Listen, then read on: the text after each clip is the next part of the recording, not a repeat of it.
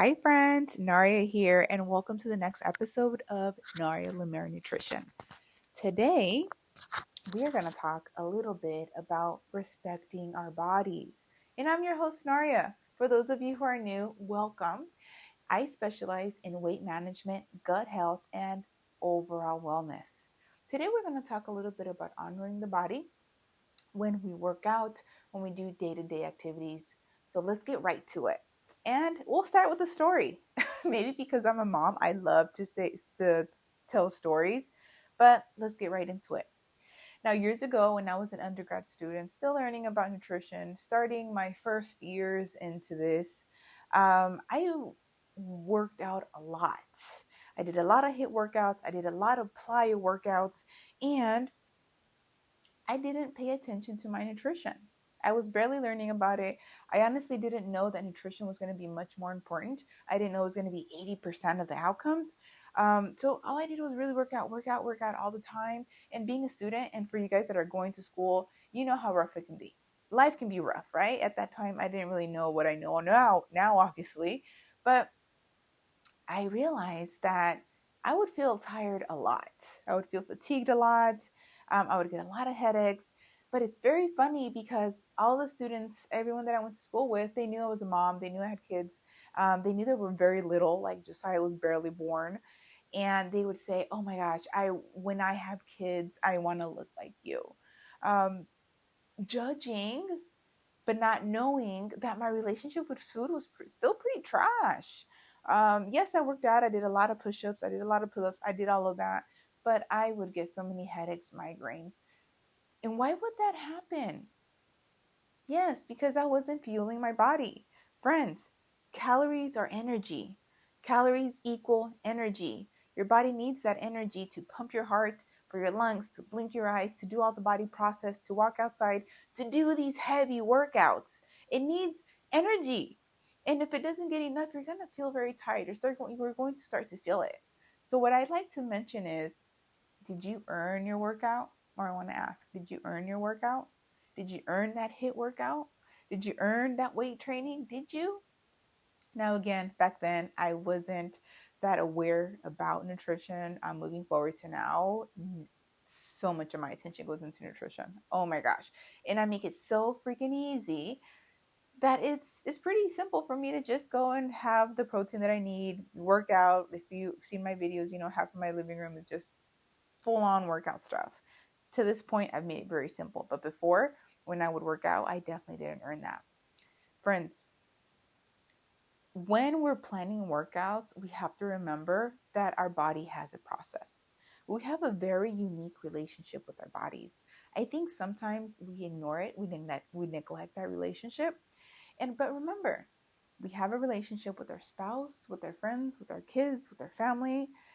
And we know that we have to nurture that relationship if we want it to flourish, right? Like if you're married, as rough as marriage can be, you have to nourish it in order for it to thrive.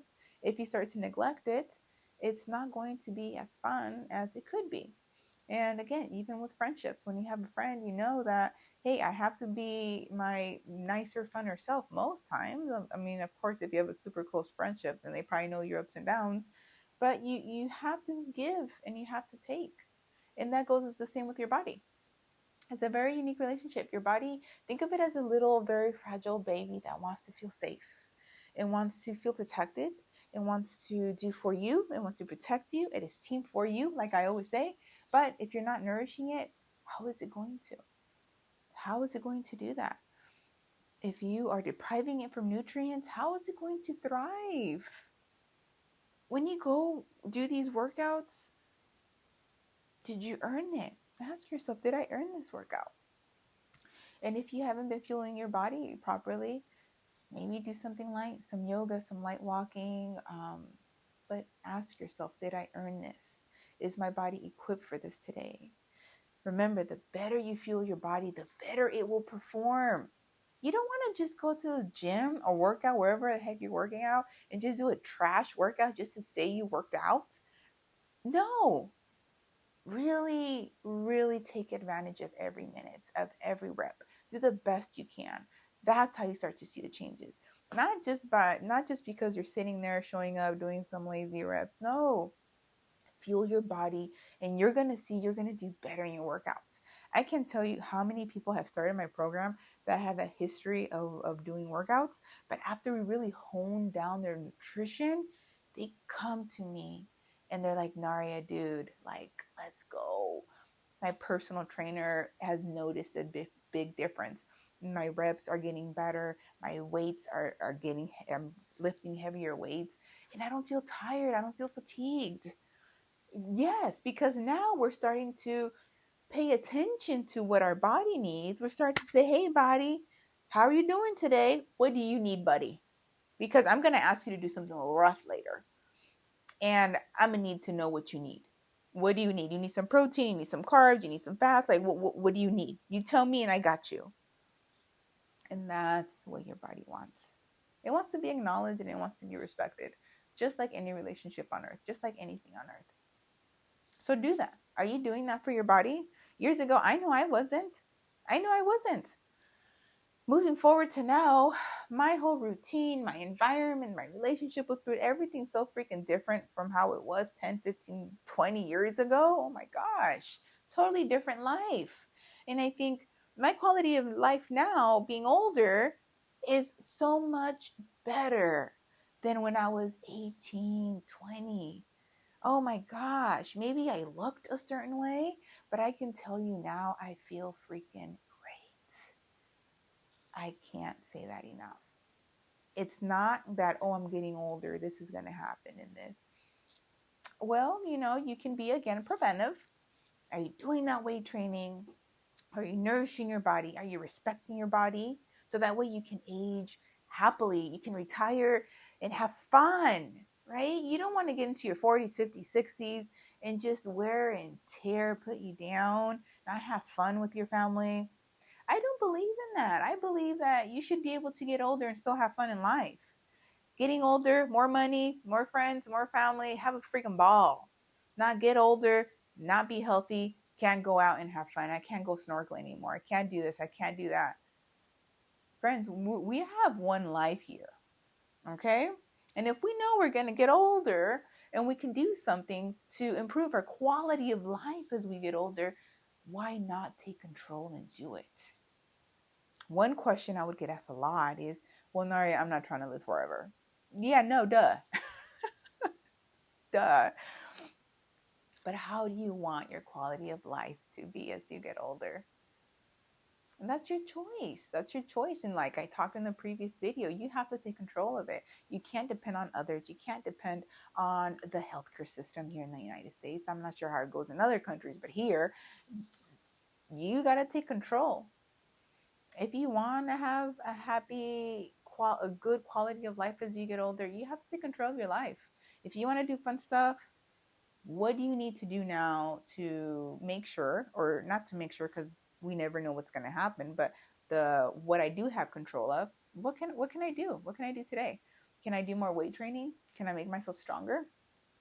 Do I need some supplements? What do I need now? So that way when I get into my 40s, 50s, 60s, I can have freaking fun.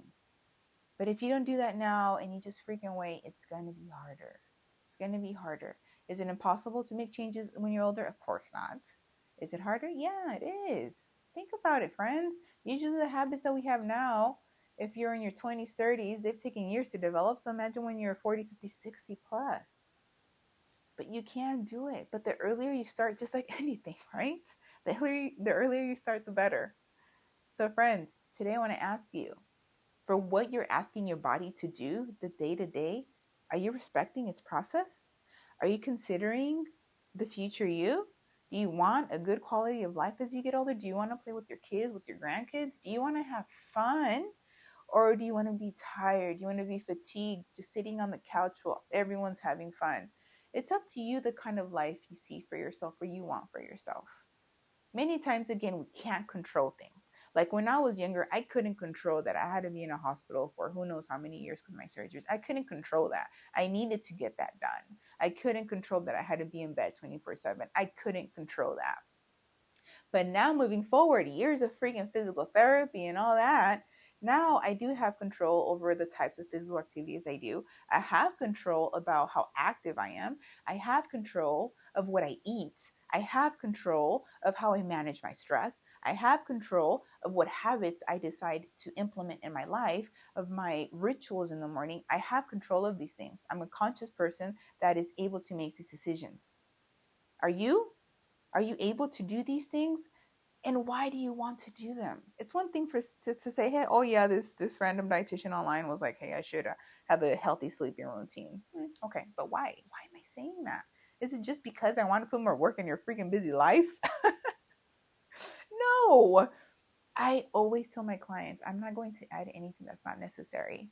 Anything I recommend is because I know it's going to improve your quality of life. Maybe not today. Maybe today's going to bring a little stress because it's something very new to you.